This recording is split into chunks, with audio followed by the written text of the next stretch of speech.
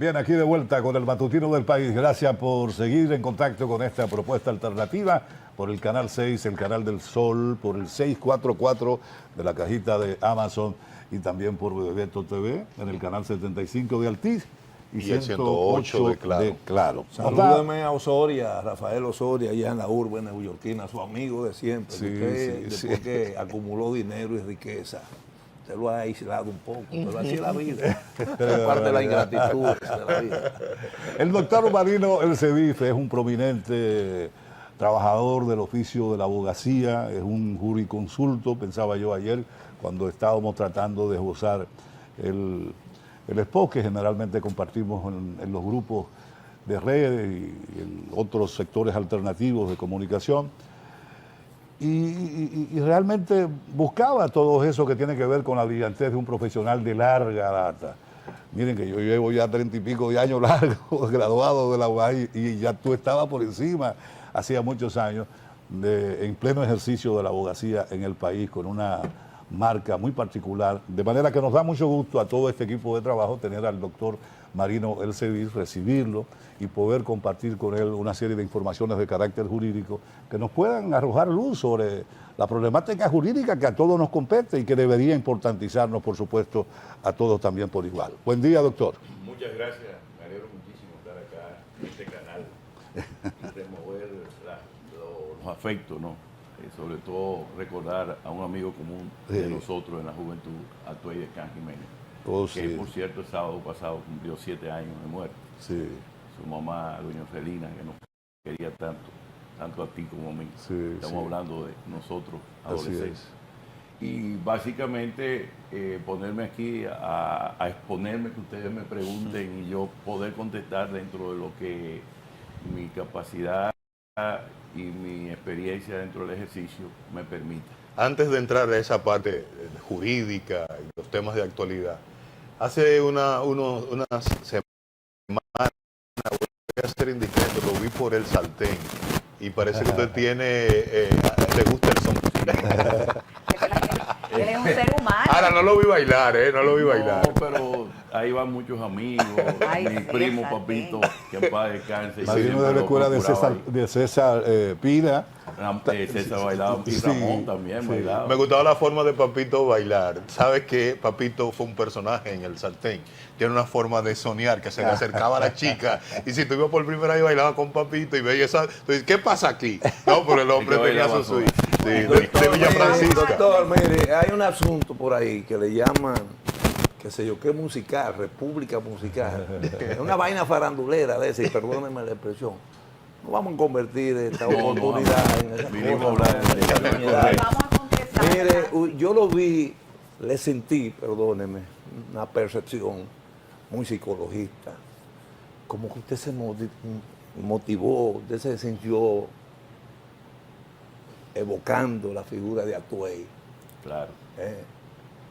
Es que Atuey yo como se le creció el alma, como que el pecho no cabía en el saco. Es verdad. Dígame una cosa. Es que Atuey y yo deme un perfil breve políticamente de Atuey, porque yo creo que hay mucha gente que no lo comprende, aunque hablan mucho de él, que no es su caso, naturalmente. Mira, lo que pasa es que después de la revolución,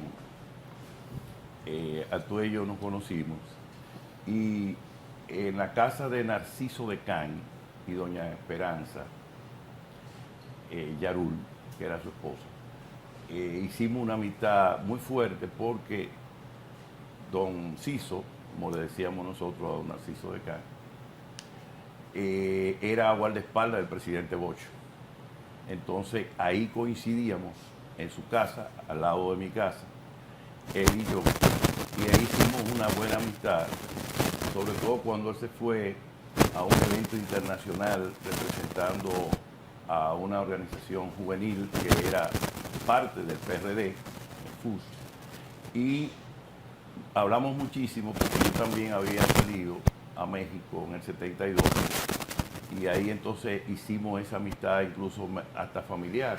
Cuando Atuey tiene la persecución política, gracias a nuestros familiares, sobre todo mi papá, que intervino, y pudimos llevarlo a que se fuese a París y se quedó allá en París, en el Hotel Danube, junto a mi tío Máximo López Molina, que lo protegió, a igual que Cayetano Rodríguez del Prado, que está vivo y puede dar el testimonio, y otros jóvenes que pasaron y tuvieron la suerte de esa relación.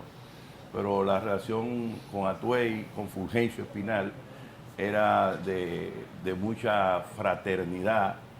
Montamos bicicleta juntos, jugamos pelota juntos y además políticamente hicimos muchísimas conversaciones, diríamos, pensando en las transformaciones estructurales de la República Dominicana, que fue lo que don Juan siempre nos hablaba y que dejó libros, como es La crisis, la democracia, etcétera, que eso lo oíamos, no ya escrito, sino lo oíamos de él cuando enfrentaba las situaciones particulares de los 12 años del gobierno del presidente Balaguer, que fueron realmente una dicta blanda y en donde hubo mucha persecución contra los jóvenes de mi generación y muchos de ellos no están vivos, producto de esa persecución, que no solamente fue nacional, sino que también tuvo un introito internacional como fue la guerra que existía en ese entonces entre los países occidentales y los países de la Unión Soviética. Doctor, entrando en materia ya en el ámbito jurídico, ¿cuál es su evaluación, usted que ha tenido un ejercicio tan largo y tan activo, ¿no?, en la Judicatura Nacional? ¿Cuál es su percepción sobre lo que está ocurriendo, sobre el actual estado de la Judicatura Nacional? Mira, el tema de la justicia es un tema que es recurrente. En la época del presidente Balaguer acusábamos a que los jueces y fiscales respondían al régimen del presidente Balaguer. Sí. Y evidentemente tenían un sesgo del régimen anterior, que era el régimen de Trujillo. Bajo ese anatema, recordemos cómo fue colocada muchas veces pruebas amañadas, sí, aquella famosa granada, sí, que cuando llegó ya a manos del presidente de la Suprema, que era don Manuel Ramón Ruiz Tejada y otros jueces muy ponderados, se incomodaron y le quitaron a Blanco Peña la persecución de una granada que se la ponían a todos los militantes de izquierda para decir que tenían un arma ilegal. Bueno, eso fue ayer. Los jóvenes de aquí, de esta época, no pasaron por esas dificultades ni tuvieron que hacerle habeas corpus. exacto. Ahora, ¿qué pasó ahora? Nosotros con el nuevo Código de Procedimiento Penal, si no vamos a la justicia penal, la civil Correcto. no la vamos a tomar porque es una parte particular de intereses privados. Exacto. Vamos al aspecto penal. Nosotros perdimos el recurso de habeas corpus con el nuevo Código de Procedimiento Penal. ¿Por qué? Porque el Código de Procedimiento Penal dice que si usted está sometido a una prisión ya regularizada a través de una medida de coerción, pues usted no tiene derecho al habeas corpus. Lo mismo que hizo el presidente Balaguer a través del licenciado Polibio Díaz, que fue el autor de esta conversión, que la ley de habeas corpus, que viene del gobierno de la intervención norteamericana, una ley que era sumamente democrática, fue cooptada en los artículos 1, 3, 11, 15 y 19, y lo digo así porque fue mi tesis de grado y me la recuerdo todavía, donde decía que el Ministerio Público tenía derecho a decir qué juez podía conocer el habeas corpus, y si hacía, y ya existía, por parte del juez de instrucción, un apoderamiento, el habeas corpus no procedía. Sobre eso entonces se empezó a litigar, y ahí fue que yo empecé mi ejercicio. Ya. Y esa fue la querella que encontré y que los viejos nuestros, mi papá, Héctor Sánchez Moselo, Ramón Pina Acevedo, sí, don Froilán Tavares, gente que nos fueron como manejando ese aspecto, el mismo don Wellington Ramos Mesina, gente que yo pude consultar y me ayudaron a hacer esa tesis. ¿Cuál es el planteamiento hoy? Nosotros tenemos un 80% de presos preventivos. El sistema no sirve, porque la libertad debe ser la regla y la excepción debe ser estar preso. Como lo dice la misma ley. Entonces, tenemos un apoderamiento penal que para el dominicano común, Sí, que sí, tiene está una bien. contestación dentro de los tribunales, entonces tiene la dificultad de que lo primero es que caiga preso y después lo investiguen, como en las viejas tradiciones de los códigos que realmente están en contra de la libertad. Ahora, ¿cuál es el otro aspecto de esto? Nosotros hemos criminalizado todo. En el Código Penal, el artículo 1, el 7, establece lo que los abogados estudiamos y todavía se sigue enseñando en las universidades, no sé si han cambiado la doctrina, que el delito penal tiene una interpretación expresa en base a la sanción que se le opone. Si usted tiene un asunto simple, de simple policía, es una infracción. Si usted viola la ley de cheque, usted tiene una, diríamos, una sanción correccional. Es un delito correccional. Pero si usted mata a alguien, si usted roba por la noche en compañía de 3, si usted en el Estado se roba el dinero, entonces es un aspecto criminal que debe ser sancionado con penas aflictivas o infamantes. Ahora, ¿qué pasa? Nosotros hemos criminalizado todo. Alguien tiene un problema de cualquier género, medida de coerción. Sí. Entonces, la medida de coerción, el juez te otorga la libertad un viernes, pero tú sales el lunes, Para que lo sepa. te dejan 2 días más preso. Sí, sí. Para someterte a la justicia, el Ministerio Público es sumamente consecuente con la Constitución. Te deja 48 horas preso. Pero si tú tienes el expediente, somételo inmediatamente a la justicia. Claro. Mira, Germán fue, por ejemplo, ayudante fiscal en un momento dado. Sí. Cuando le llegaban los expedientes, correccional, una fianza y te iba para tu casa, pero el individuo se quedaba 2 días, 3 días preso, inmisericordiamente. Hay ahora otro aspecto. Nosotros, en el ejercicio de la profesión, hemos perdido la perspectiva de que somos auxiliares de la justicia. Este código tiene una serie de cosas importantes que son fundamentales como tales. Tiene muchas medidas alternativas para usted no ser sometido a la justicia. Y no lo digo yo, lo dice el artículo 2 del Código de Procedimiento Penal, que los juicios penales son el último ratio.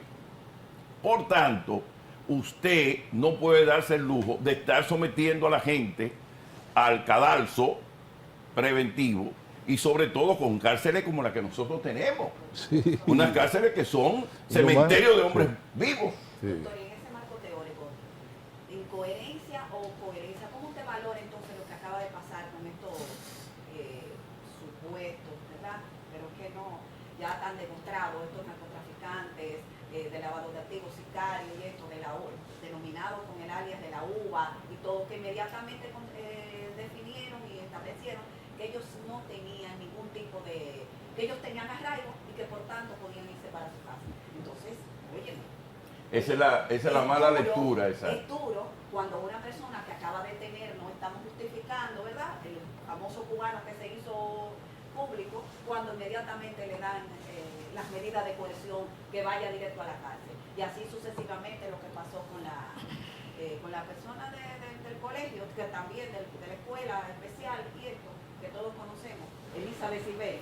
Entonces, ¿cómo nosotros podemos Porque atribuir esto? por una razón muy sencilla, la lectura del Ministerio Público no es, diríamos, no está sometida a ciertas restricciones.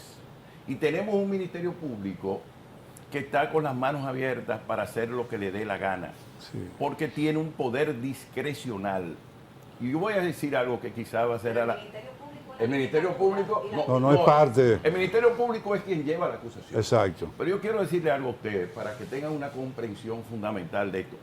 Quizás como si quisiera dar clase. Sí, sí. Miren, todo lo que es discrecional es arbitrario.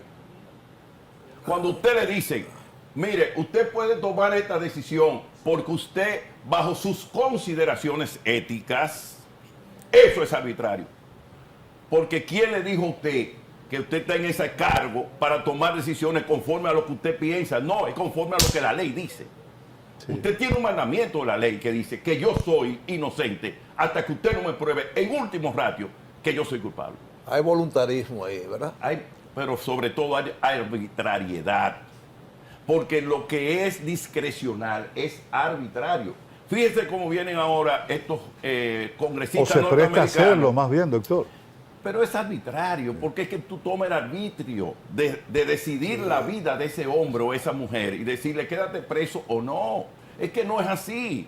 Lo que dice la Constitución es que quédate en libertad y tiene que salir. Fíjese cómo está ahora aquí. Y no estará faltando, perdóname que lo interrumpa, mucho más formación de la propio académico, del profesional que hoy ejerce esas funciones gerenciales de dirección en nuestro sistema judicial.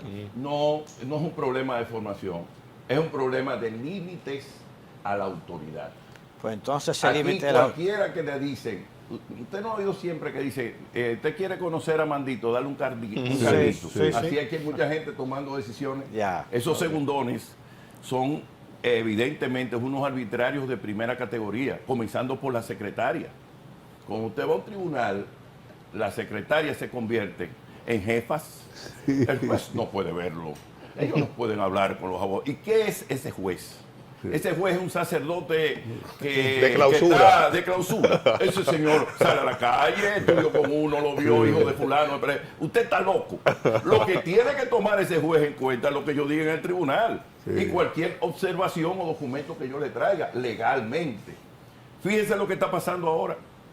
Hay un grupo de congresistas diciendo que nosotros tenemos prisiones preventivas excesivas. ¿Y eso no está dirigido, doctor? Claro, eso está dirigido, pero es una observación pública. Claro. ¿De dónde viene la etiología de eso? Bueno, del caso de Donald Guerrero. Porque vamos a ser claros, aquí no podemos estar hablando por debajo.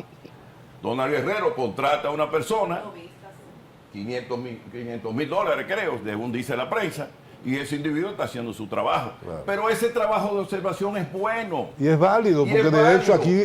Porque eso no va a servir, porque dicen que hay muchos norteamericanos que están presos. Bueno, Donald Guerrero creo que es norteamericano, quizás está detrás de su propio... Pero el punto es el siguiente, como dice usted ahorita. Bueno, ¿cuál es la diferencia entre el individuo que mató y vendía droga y Donald Guerrero que está preso preventivamente? Todo el mundo puede pensar que es una situación que es procurada, que es arbitraria. ¿Por qué es arbitraria? Porque es un criterio del Ministerio Público que esa persona esté presa. Entonces, nosotros creemos fundamentalmente que tenemos que cambiar la visión de la justicia y hacerla dentro de lo posible, ¿no? ¿Verdad? Porque no es que hagamos un festival, pero más dirigida hacia la libertad. Porque la libertad es la regla y la excepción es estar preso.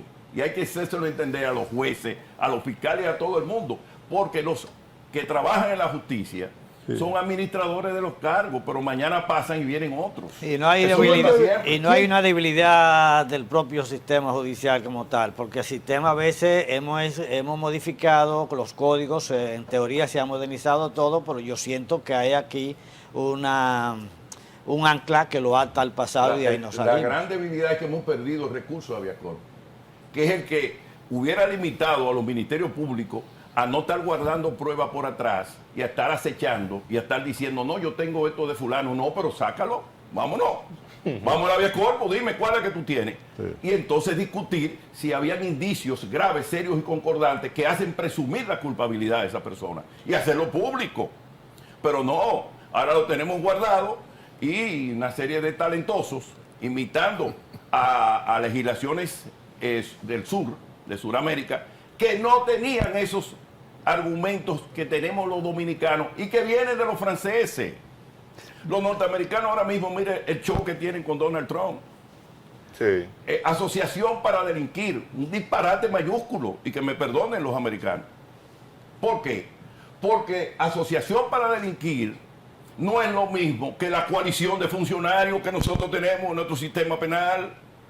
Que Donald Trump, como presidente, asociado con una serie de funcionarios, querían torcer los resultados de Atlanta, pero no lo torcieron. Y es que estamos frente a un delito imposible tarde o temprano, cuando vaya a la justicia, lo van a descargar. Claro. Doctor, Entonces, pero en definitiva... ese show mediático Sí. que le ha servido de showroom a Donald Trump Así es. y que ha ganado dinero, Sí. se ganó casi 14 millones de dólares en Le ha ido bastante 5 bien. horas, le ha servido de showroom a la justicia para él elevar su condición de candidato del Claro. Partido Republicano. De hecho, le han Doctor, armado pero- la campaña, de hecho. Claro, están subvencionando. Por ahí Sí. una víctima. Doctor, Una permítame volver hacia atrás a ver si yo quedo claro en el asunto.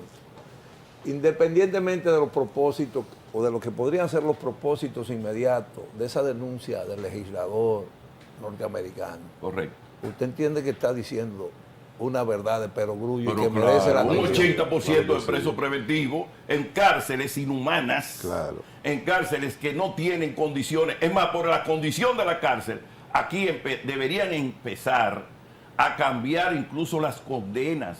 Los abogados deberían ponerse a estudiar el artículo 342 del Código de Procedimiento Penal y plantear incidentes para el cumplimiento de esas penas sobre la base de que esa gente pueda ir a un hospital, estar preso, pero en el hospital, porque son gente que se está muriendo dentro de las cárceles, de que esa gente tenga prisión domiciliaria porque pasan de 70 años o tienen una enfermedad terminal. Pero eso no se lo hacen a los pobres.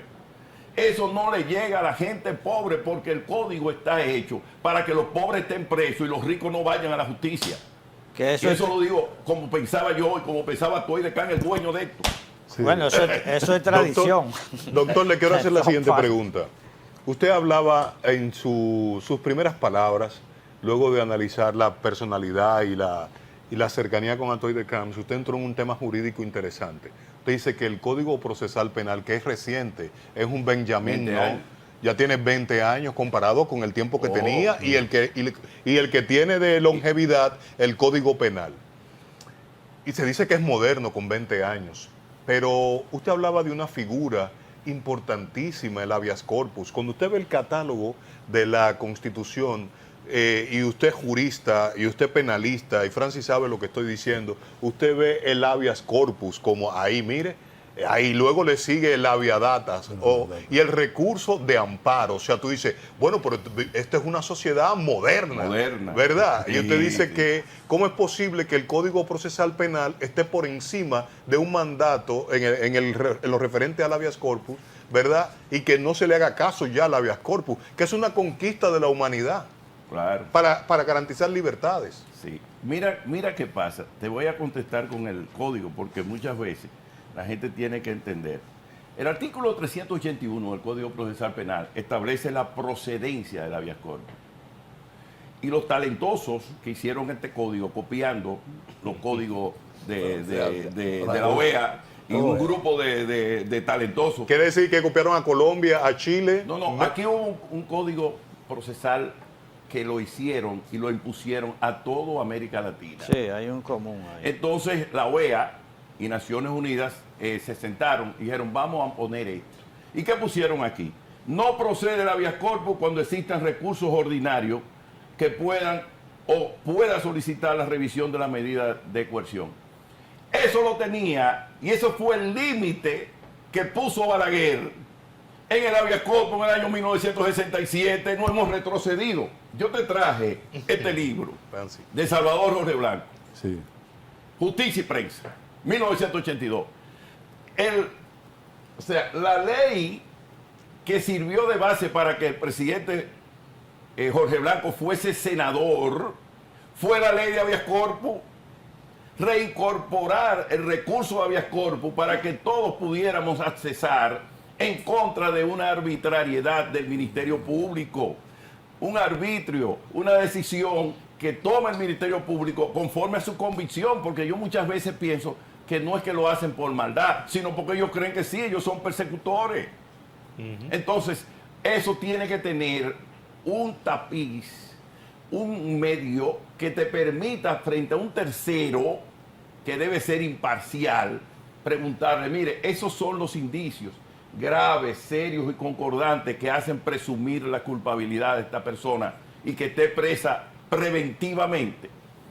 Siempre he dicho, y lo voy a seguir manejando desde el punto de vista con ustedes, cuando hay un crimen de sangre, la prisión preventiva es obligatoria, hasta para la persona que está perseguida.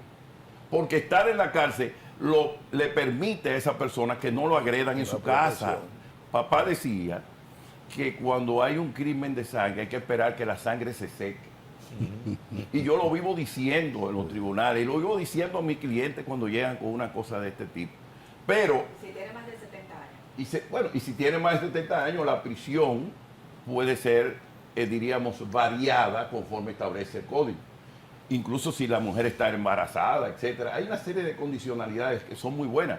Pero el tema no es que ya te condenen y te varíen la condena. El tema es que tú no caigas preso preventivamente como tenemos el 80% de presos. Sí.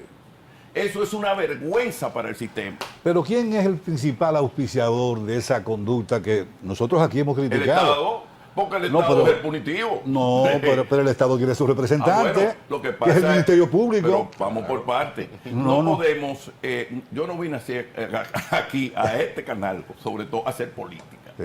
Yo tengo que ser respetuoso. Pero Yo por- lo que tengo que ver es el tema.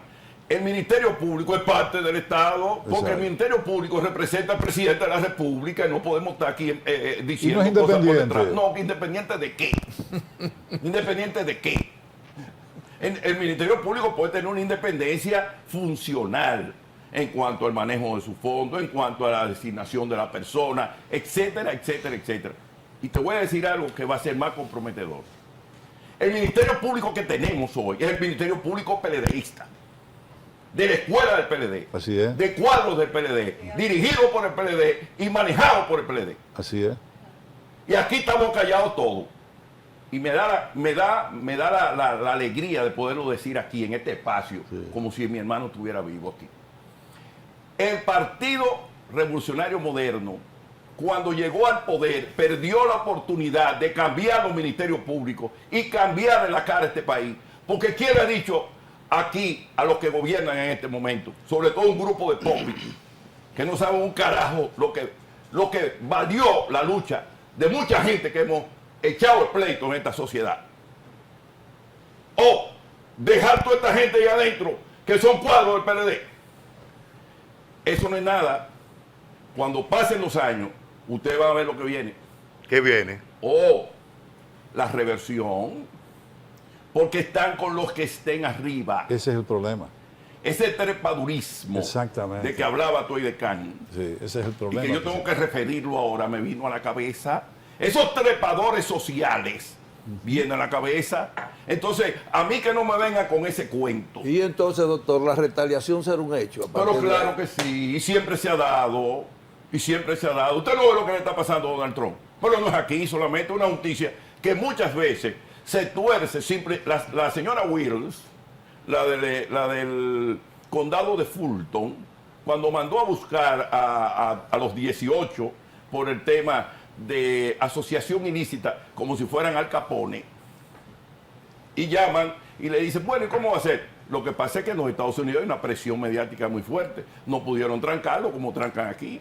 Le dijeron, ¿cuánto usted va a pagar? No, vamos a llegar a $200,000. Y usted, que fue fiscal, $100,000. No, yo no quiero que me juzguen aquí, dijo el exalcalde de Nueva York.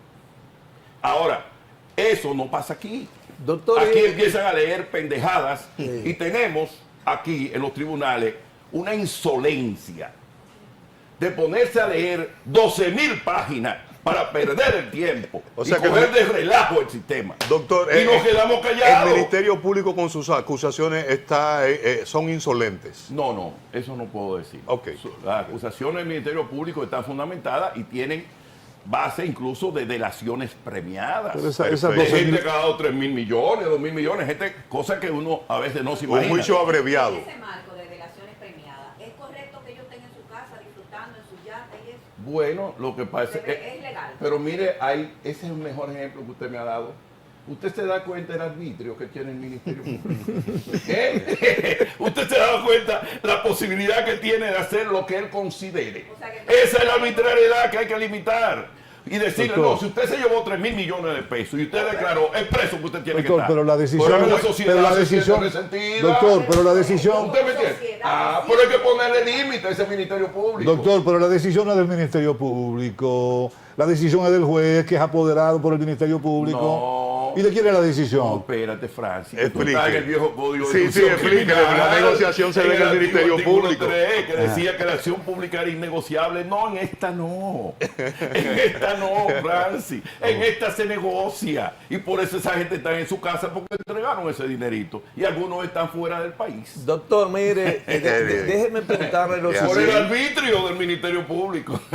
Sí. Por Déjeme, el criterio del Ministerio Público. déjeme preguntarle algo, doctor, a propósito que hacíamos mención de la posibilidad de una reedición, de la retaliación, etcétera, etcétera.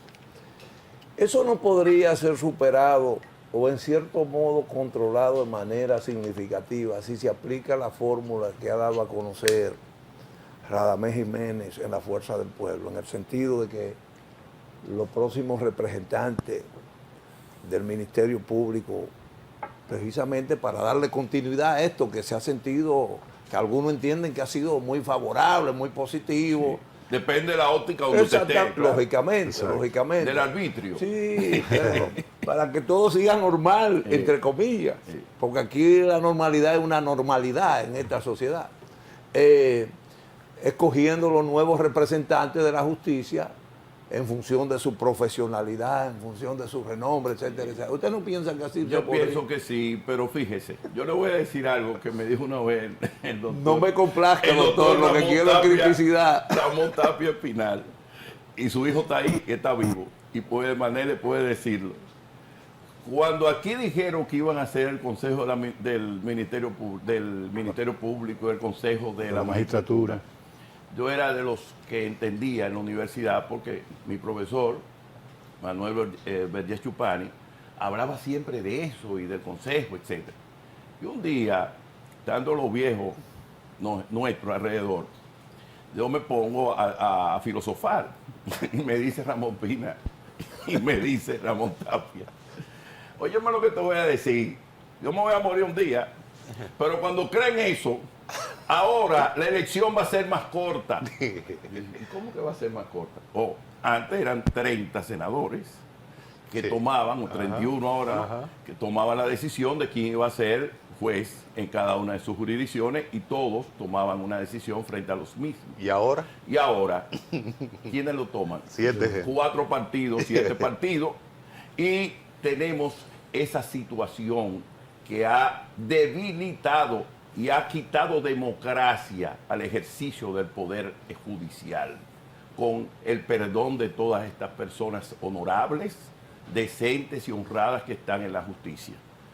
Y óigame lo que le voy a decir, la escuela del Ministerio Público y la escuela de la magistratura han sido muy buenas Sí. y han preparado a mucha gente, pero no se le puede, y sería una hipocresía de mi parte, quedarme callado y no decir que tiene un sesgo político, que mucha gente que llega ahí y que llegó ahí fue por recomendación del Partido de la Liberación Dominicana y responden a esas personas y los llaman, como en el pasado se llamaban a los senadores. Sí, así mismo. Esa es la realidad. Doctor, un Doctor. dato que usted dio para finalizar muy contundente. Usted dice que este Ministerio Público obedece alineamiento, y lo reitera ahora, al Partido de la Liberación Dominicana. Pero entonces, pero los que están procesados recientemente son Son del PLD. por lo menos tienen vinculancia Sí. con el Partido de la Mira, Liberación. mira qué pasa. Pero deme un dato o dos sugerencias. ¿Cómo usted ya me aborda el tema del Ministerio Público? Usted sabe que hay que cometer faltas graves para que el Consejo del Ministerio Público te cancele, que hay lo que se llama inamovilidad. Sí. De verdad. Es muy bueno. ¿Verdad? Eso es bueno. Eso fue una conquista. Pero una gente no debe estar más de 10 años en la justicia. Bueno, eso está bien interesante. Ya está bueno. Y deme una no le van a dar chance a mis hijos. Está perfecto. Deme una Que puedan acceder sugerencia. a la justicia si quieren. A los 70 años es que tú tienes derecho Hasta a la pensión belleza en el cansa y el Ministerio amor Público. acaba, Pero, doctor. Ahora deme una solución al problema del 80% de presos preventivos y el festival de medidas de coerción. La solución de eso está en reformar el Código de Procedimiento Penal y volverle a dar valor al recurso de habeas corpus. Reinstalarlo, retomarlo y decirle a los abogados de su caso particular, sométale un habeas corpus.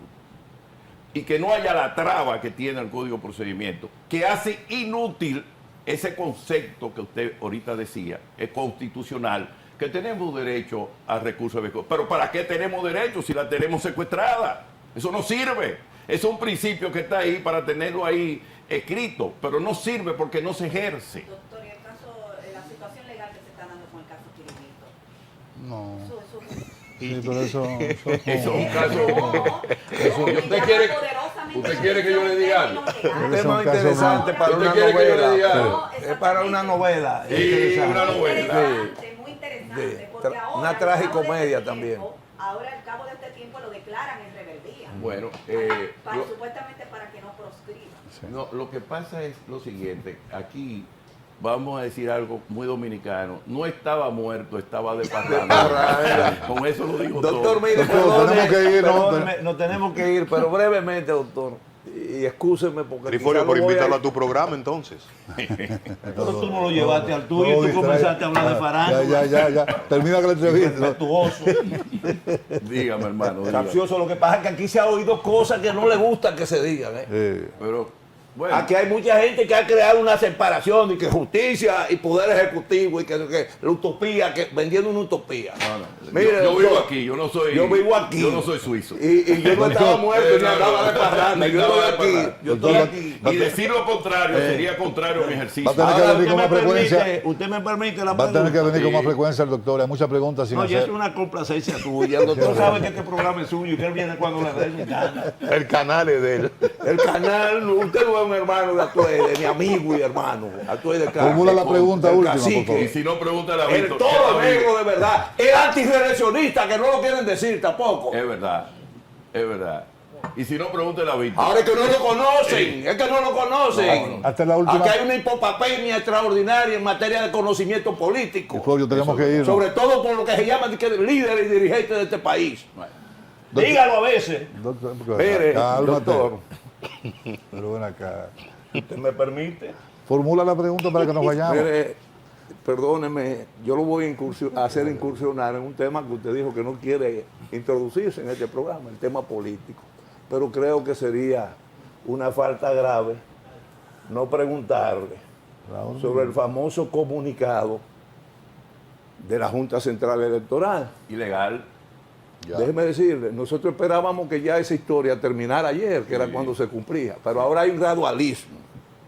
Están llamando a los representativos de los partidos para que comiencen a darle, a adorar el pastel No, de una no, manera mire, distinta. mire lo que pasa. Hay una decisión del Tribunal Constitucional que anuló el artículo 44 de esa ley. Hay un desacato Por ahí. lo tanto, no, fíjese, lo que pasa es que las decisiones del Tribunal Constitucional son vinculantes a todos los ¿Qué poderes pregunta? públicos. ¿Qué Y el pregunta? artículo 186 de la Constitución dice eso. Por tanto, ¿A dónde? eso no tiene ninguna otra interpretación que la que ya dio el Tribunal Constitucional. Doctor, Perfecto. gracias por Gracias, habernos doctor, acompañado en la muy mañana de amable. hoy. Vamos a tener que cursar otra invitación. Realmente los temas jurídicos siempre son de Venga de cuando mucho usted interés. quiera, sin invitación, que este programa es suyo. Hacemos una pequeña pausa y retornamos inmediatamente con nuestro siguiente invitado. Este es el Matutino del País por el Canal 6, el canal del Sol. de invitado.